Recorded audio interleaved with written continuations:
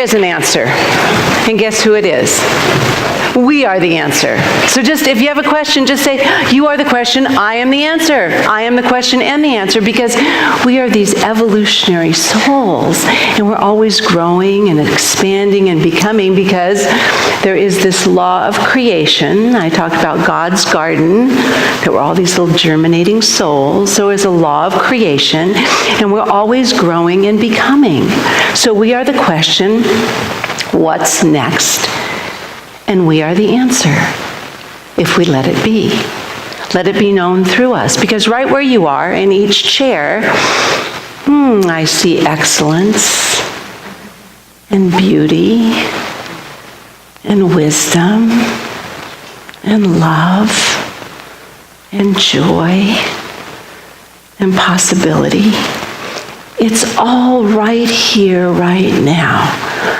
When we made that announcement, let it be, let life expand, Susan leaned into me and she goes, it's so simple. Why do we have to make it so hard? And it's so true, because in this journey of man's evolution, I think the indigenous people got it, don't you? They really knew about their relationship to the allness of life, the unity of life. They got it. They could feel it. They lived it. They were at one with it all. They could live in the light and the darkness and understand it's part of the problem. But I think the more we became civilized and more comfortable in life, a little more disconnected from the earth itself, we started forgetting. And we'd look at life and see things that are different that we didn't understand. And we'd get out our knives and our swords, and we'd start fighting life instead of working with it. Does that make sense? And we kept those old beliefs that we started accumulating and forgetting that we are here as part of the whole. We are evolutionary beings. And as Ernest Holmes describes evolution, our soul's evolution is the soul on a journey back to its oneness with the whole, with the unity of life. So we're just slipping away, letting go of all of the things that have blocked us from remembering who we are. Now, this isn't a new journey. This isn't something we just started on as a contemporary thought. This has been going on for a long time to figure out our place in the world and how we grow and expand into... Do you feel it inside, that part of us that wants to be better, know better, be our best selves, really to be part of this garden of life that we know at some level we're part of, and we want to do our best piece, be our best selves and give our best to life, but sometimes we don't know how to do it. On this journey, we have to take some time to settle back and just remember. Again, this isn't new. 25,000 years ago, Plato and his Greek philosopher cronies would sit around and talk about the soul. They talk about the soul as the aliveness that's inside of us. We would probably call it our divine self, our divine energy, God self, divine nature. But they'd sit around and talk about the soul, that aliveness within us that doesn't die when the physical body dies. And what do? The soul has that urge in it to grow and become. And Plato said, he goes, we need to grow the soul through divine knowledge. In divine knowledge, we'd call it truth, universal truth, but through divine knowledge. And what is divine knowledge? Just all those things that are sitting in your seat that I said. Wisdom, excellence, love, joy, perfection, understanding, compassion, all those things. He said, growing wisdom is not that easy. It's a lot of work, like tending a plant. And he used the metaphor of the plant like many mystics and metaphysicians and philosophers do, because a plant has an innate knowing in it. It has its wisdom, a divine spark in it. It knows what it's meant to be. Lily seed won't grow into a radish, and an acorn seed won't grow into a mustard plant. There's that divine wisdom that's the same spark in all of us. But that seed, as Plato was talking about, needs to be planted in the right soil. It needs to be sown in the proper place. And he said if it's not put in the right conditions, that wisdom and excellence will not grow. It will be quite the contrary, unless something good comes along to help it. And that's our self. That's our wisdom. Ernest Holmes called it the self-discovery. Yeah, we're on a journey of the soul's evolution, but we have to discover the goodness, the creativity, the wonder, the magnificence for ourselves. Somebody doesn't do it for us. Yet you and I can provide the right and perfect conditions for that soul of wisdom and excellence to grow. Are you ready? Yes. Yes, we are, because we're here because we want to do it. We can sit around and moan and mope and talk about all the crud that's going on in the world today. I'm sure they've been talking about it for thousands of years, all the problems and wah. But we can do something about it. You know, if we maintain that piece of the garden that belongs to us, we're contagious. You know, like attracts like, and we can spread our energy of goodness. Now, Plato wasn't the only one to talk about the growth of the soul through divine knowledge. Jesus and the great mystics always talked about the growth of the soul.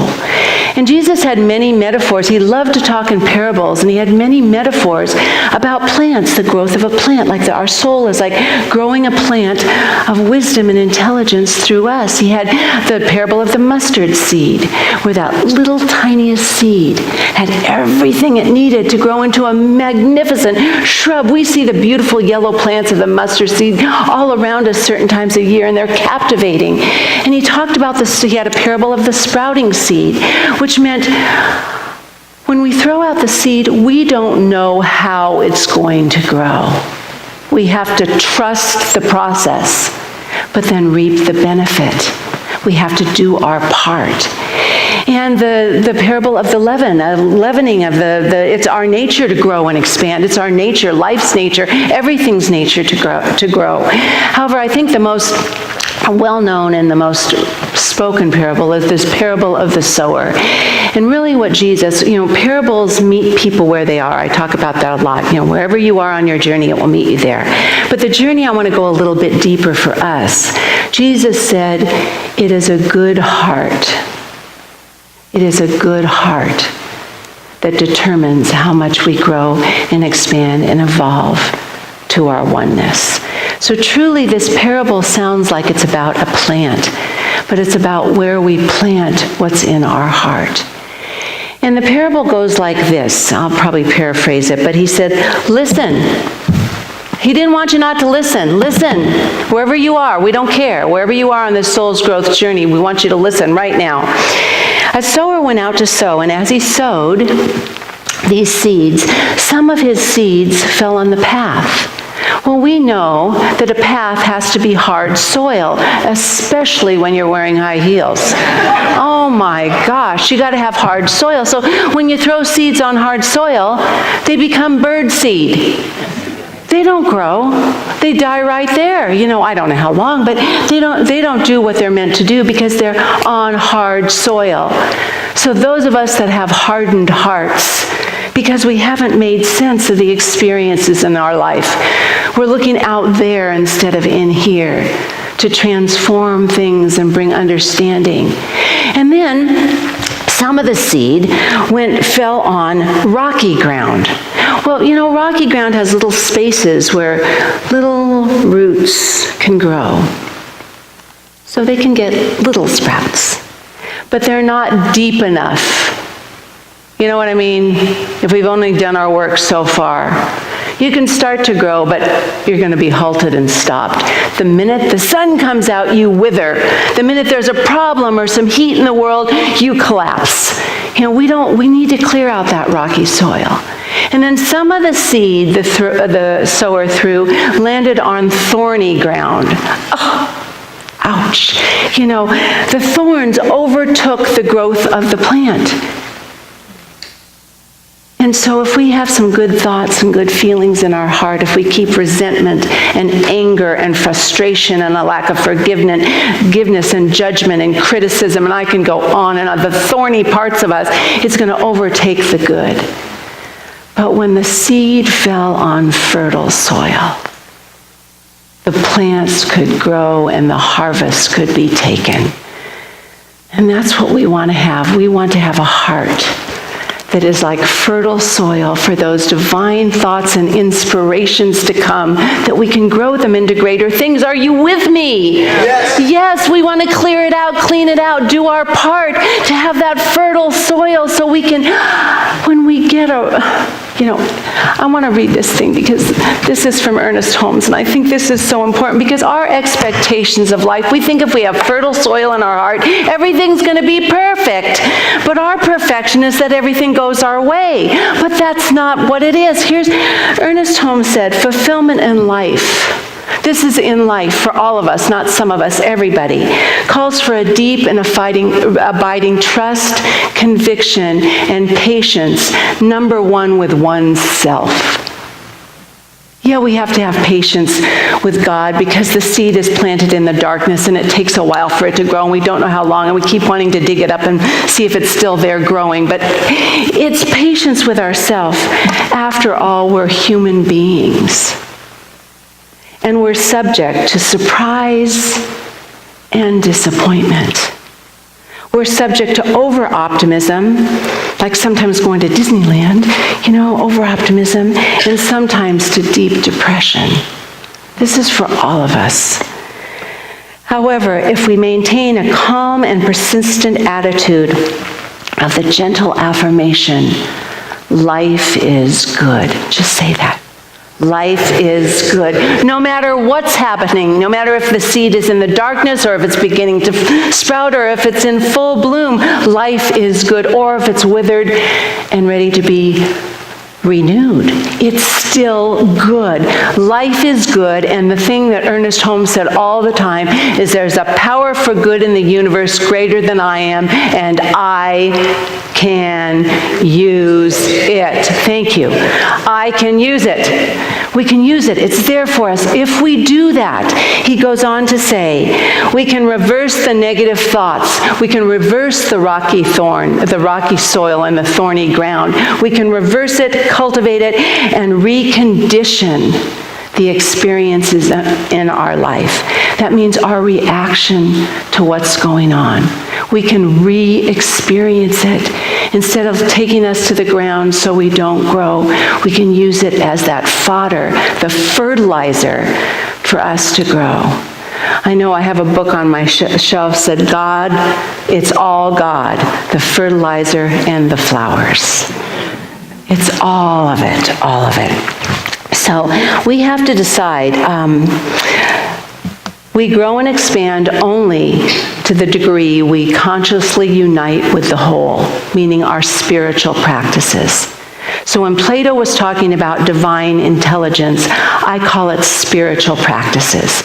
We're the culmination of the majority of our thoughts. And I think I say this every week, but some of us say our prayer in the morning or read the article in the Science of Mind magazine and then go on for the rest of the day to bitch and complain and howl and snort and get mad and all that, and then go back at night and say our prayer before we eat.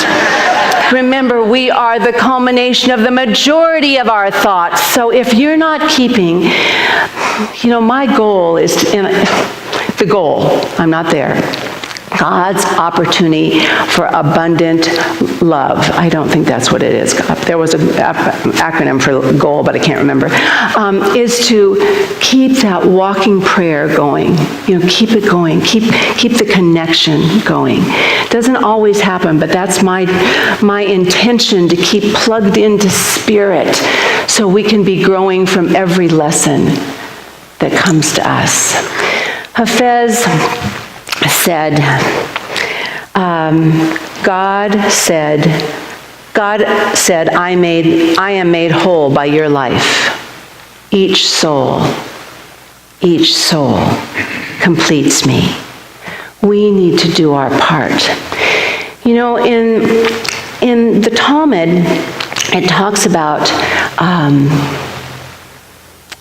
in the Talmud, the Jewish tradition does not believe we are born as sinners, but we are born without sin. Just breathe deep on that one. Oh, I love that. It feels so good. We're whole and complete and perfect when we're here. However, humans have an inclination towards good and evil. And in the Talmud, there's 613 commandments, which if violated is a sin. So you got to be really darn careful. Tiptoe through life. You got to be careful you're not violating any of the commandments. However, there is a day of atonement, Yom Kippur, the day of atonement. And it's easy to atone and forgive yourself from your relationship or your sin against God, forgetting, your faith or whatever. It's easy to do that. But I love this part. Sins against your fellow man cannot be atoned unless you have made peace with that person. We got to do our part.